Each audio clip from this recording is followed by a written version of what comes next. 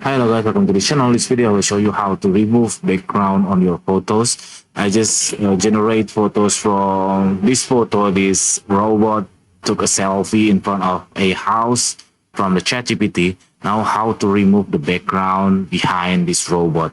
So actually the result would be like this, and it's really easy to do. I'm using Canva here. You just click on the photos and then click edit photo. And then you can find this background remover. The name is BG Remover. You just click this BG Remover. And that's it. Very simple.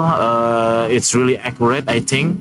And the background already removed by Canva automatically. It's really cool. And then you can find another background by just search. For instance, I will search for pyramids. And then I click this photos tab, and then I just click this one, for instance, and then I'll make it as a background, and then I'll drop down the robot like this, and that's it. It's very simple tutorial.